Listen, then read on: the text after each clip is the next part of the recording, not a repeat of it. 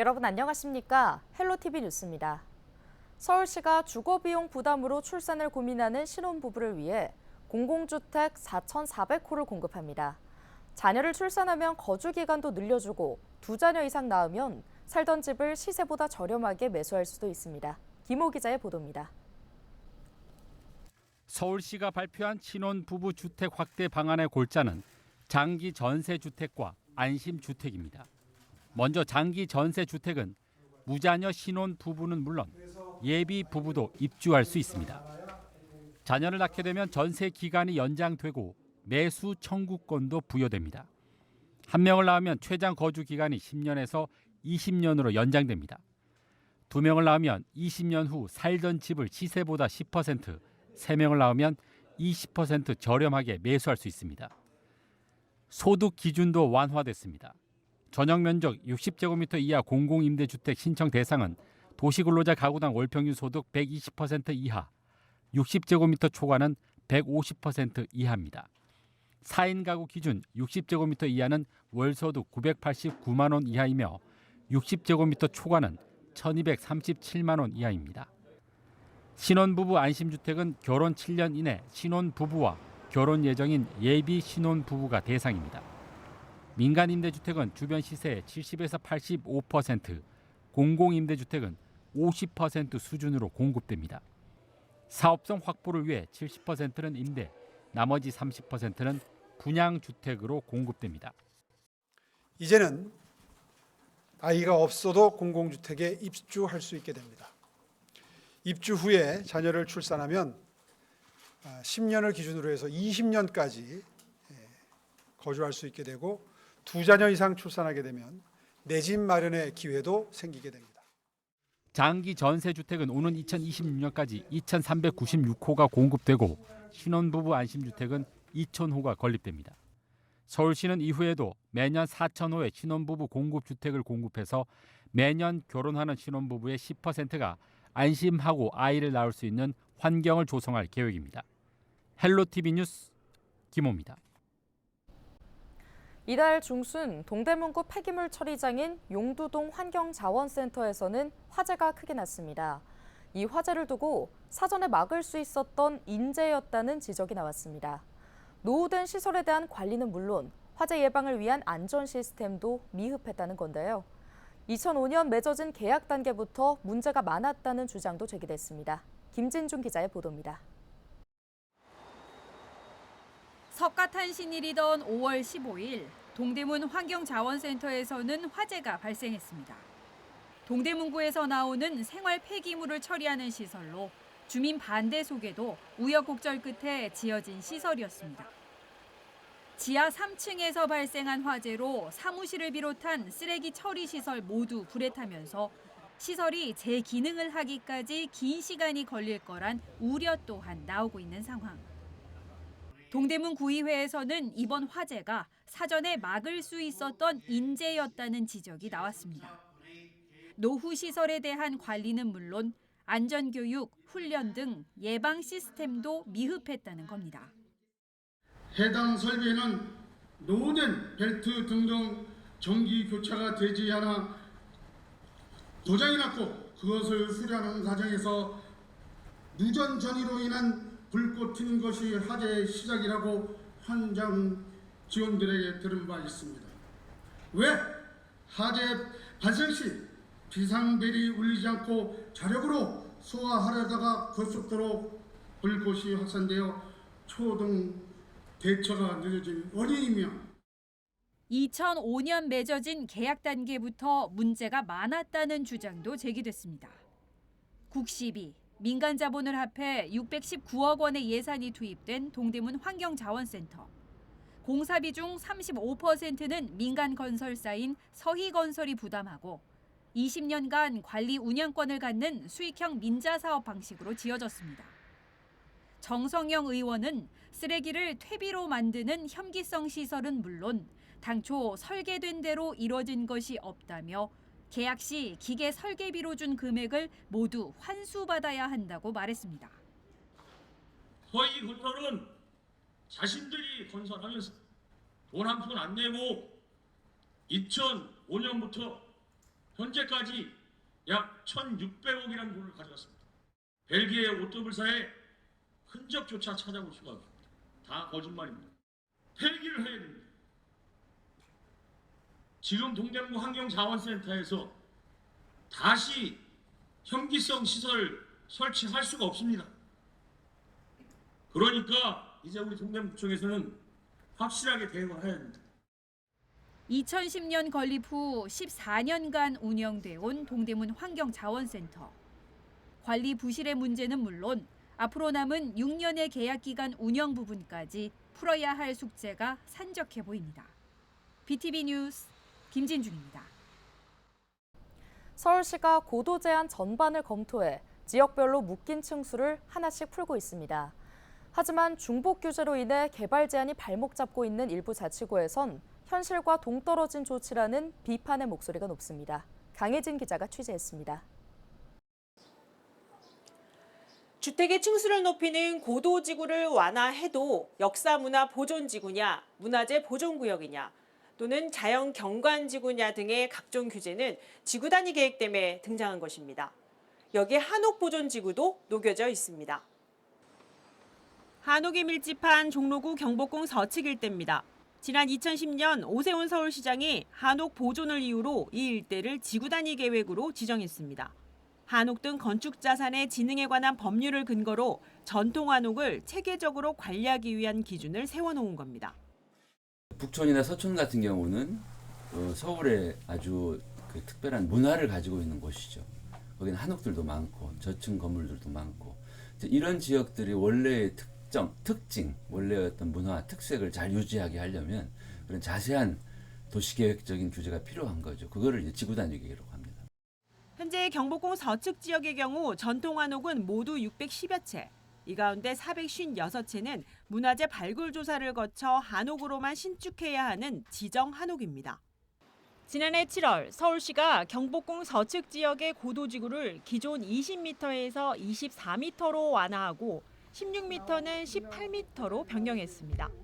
같은 경복궁 서측 지역 내 옥인동 역시 역사 문화 보존지구, 자연 경관지구로 묶여 높이 규제 완화에는 큰 변화가 없습니다. 한양도성 보존을 이유로 해와 명륜동 일대 층수 규제 역시 지구 단위 계획으로 지정돼 있습니다. 구기 평창동 일대도 상황은 마찬가지. 고도 제한 24m를 풀어도 북한산을 이유로 자연 경관지구로 묶거나 주택 건폐율 30% 규제, 높이는 3층 12m로 제한돼 있습니다. 때문에 주민들은 서울시장이 바뀔 때마다 수억 원의 혈세를 들여 용역 조사만 시행했을 뿐 얽힌 규제의 고리는 풀리지 않았다고 지적합니다. 지역의 구청장들도 차별화된 규제를 서울시가 지역 여건에 맞게 추진해야 한다고 꼬집습니다. 구청장들이 그 부분에 대해서는 다 의견이 좀 이렇게 일치하고 있다. 우리 주민과 시민께서도 충분히 자연환경을 보호하면서 문화재를 보호하면서 거기에 어우러지는 아름다운 건축이 들어가야 당신들의 재산권도 더 보장이 된다라고 생각을 했기 때문에 하고 있기 때문에 걱정할 부분이 아닌데 왜 우리 주민 시민을 서울시 실무자 공무원들이 못 믿나? 실제 집수리도 못하고 살아온 주민들은 층수나 높이 등 부분 완화라도 현실화되길 바라고 있습니다. 자꾸 노후화만 돼가고 그대로 방치되어 있는 느낌이잖아요. 그러니까 거주하는 분들도 불편하고 방문하는 분들도 불편하고. 완전히 사람 잡는 거죠. 사유재산을 서울시에서 마음대로 자기들이 정책적으로 마음대로 하니까 차라리 그러면 서울시에서 매입을 해서 전통 한옥과 한양도성 문화재 보존, 북한산 자연경관 유지 등이 불가피한 현실에서 정치적 선전용이 아닌 주민이 체감하는 단계적인 규제 완화 조치 실현이 절실한 상황입니다. BTV 뉴스 강혜진입니다.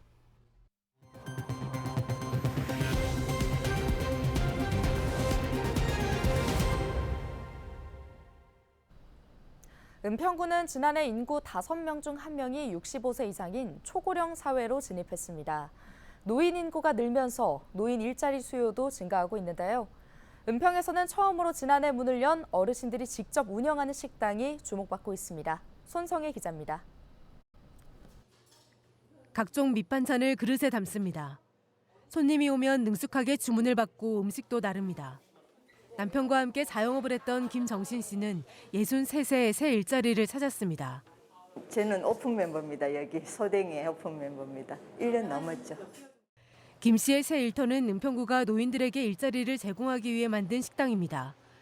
은평구가 임대료 등 초기 투자금과 운영비 일부를 지원하고 일반 식당과 똑같이 수익을 내면서 운영합니다. 이른바 시장형 일자리 사업. 공공 일자리 수행기관인 시니어클럽이 식당을 관리하고 음식 조리와 매장 운영은 노인들이 직접 합니다. 지난해 문을 연 이 식당은 한식조리사 자격증이 있는 할머니 손맛에 가격도 저렴해 입소문을 타고 있습니다. 이곳에서 일하는 어르신은 14명, 두세 명씩 조를 이뤄 일주일에 이틀, 한 달 평균 50시간을 일해 60만 원을 받습니다. 김 씨는 돈을 버는 즐거움도 있지만 그 이상의 행복감을 느낀다고 말합니다. 사람을 만나고 손님들이든 누구든 사람을 만나는 게 제일 좋습니다. 정말 행복합니다. 고령화가 심화하는 가운데 일을 하고 싶어하는 노인 수도 지속적으로 늘고 있습니다. 실제로 은평 시니어클럽이 올해 2,200여 개의 일자리를 마련했는데 모집 정원에 2배가 넘는 노인이 몰렸습니다. 최근 3년 새 20% 넘게 늘었습니다. 매년 저희가 일자리 접수를 받아보시면 저희가 배정했던 인원보다는 당연히 많은 숫자가 접수를 하세요. 근데 올해 같은 경우는 최고치를 찍었는데요. 저희 기관에 4,000명가량 접수를 하셨고요. 저희가 이번에 선발한 인원은 약 2,000명 정도입니다. 거진 2대1의 경쟁률을 보였는데요. 은평 시니어클럽이 운영하는 시장형 일자리 사업은 노인들이 꽈배기를 직접 만들어 파는 꽈배기 나라, 헌옷으로 가방 등 제품을 만들어 파는 시니어 자원순환 등 10개. 이러한 시장형 일자리 사업은 운영비 대부분을 자체 수입으로 조달하기 때문에 수익이 나지 않으면 지속하기 힘든 문제가 있습니다. 영업이 잘 되면 문제는 없겠지만 영업이 안 될 경우라면 사실상은 저희가 후원 활동까지도 같이 겸을 해서 어르신들 인건비는 확보를 해야 되는 애로사항이 좀 있기는 합니다. 시장형 사업장이 자리를 잡고 더 많은 어르신에게 일자리가 돌아갈 수 있게 지역사회에 관심이 필요해 보입니다. 헬로티비 뉴스 손성혜입니다. 원자재 상승 등의 여파로 공사비가 오르면서 수도권 아파트 분양가가 천정부지로 치솟고 있습니다.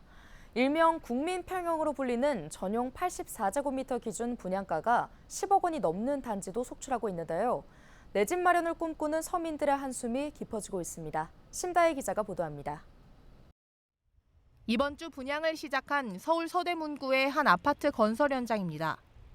당초 지난해 초 예정이었지만 공사비 증액을 두고 조합과 시공사 간 충돌이 생기면서 분양 일정이 1년 이상 미뤄졌습니다. 이번에 책정된 분양가는 전용 84제곱미터 기준 평균 11억 원 수준. 지난해 업계가 예상했던 가격보다 수억 원 올랐습니다. 한 3억 정도가 올랐어요. 원래는 2,850 정도 됐으면은 한 8, 9억? 작년 달 이맘때는 그 정도 선이었는데 지금 실질적으로 뚜껑을 열었을 때는 11억에서 12억 사이잖아요. 비교적 신축인 인근 아파트 단지의 경우 같은 평형이 8억 원대에 거래되고 있습니다. 주민들은 분양가가 너무 높게 책정됐다고 지적합니다. 분양가 뭐 10억인가 뭐 10.5억 그렇대. 그게 말이 안 되지. 너무 비싸죠. 변두리인데 서울에 한 15억 올라가겠네 그러면? 그래서 비싸다고 봐요. 수도권 아파트 분양가가 고공행진을 이어가고 있습니다. 전용 84제곱미터 아파트의 평균 분양가는 8억 1천만 원으로 지난 2년 동안 2억 원 넘게 뛰었습니다. 광명과 수원, 성남 등 서울이 아닌 수도권 지역에서도 분양가가 10억 원이 넘는 단지가 속출하는 상황. 최근 3년간 시멘트 가격이 40% 이상 오르는 등 건축 자재물 가격이 상승했고 인건비도 15% 이상 올라 전체적인 공사비가 급등했기 때문입니다. 고금리 기조도 장기화되고 있어 이런 분양가 상승세가 지속될 거란 전망입니다. 이제 시장이 안 좋은데 분양가가 이렇게 올라가는 걸 의아하게 생각하시겠지만 향후에는 지금보다 더 많이 올라갈 수밖에 없다라고 좀 그러니까 건설 원자재 가격이 많이 폭등한 부분도 있지만 뭐 인건비라든지 금융의 이자 비용이 또 굉장히 많이 올라갔어요. 높은 분양가에 대한 부담이 커지면서 지난달 수도권에선 11,000가구가 넘는 미분양 주택이 나왔습니다.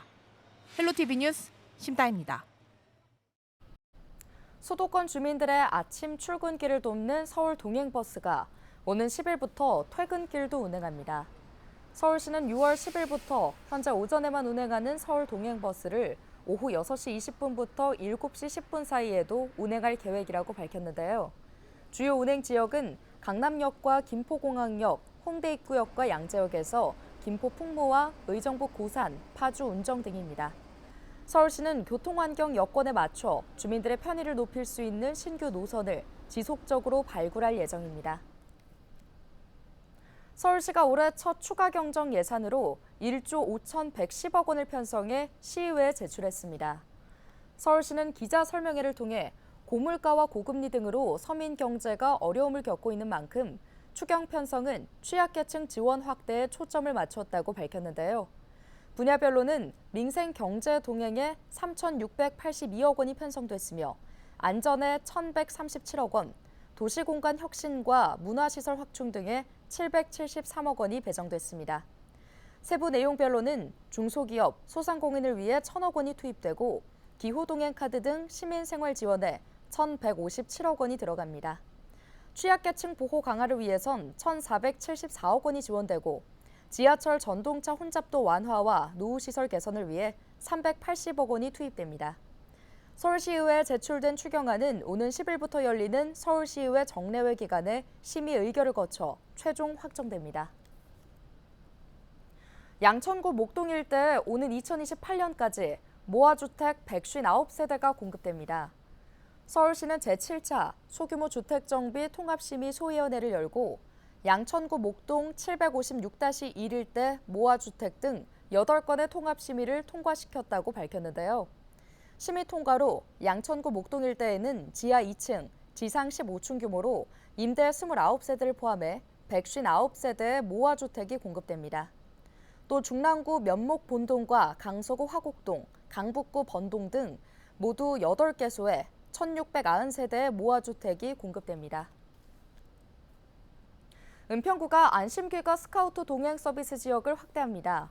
안심귀가 스카우트란 주민들이 늦은 밤 귀가할 때 2인 1조로 구성된 스카우트 대원들이 집 앞까지 동행해주는 서비스인데요.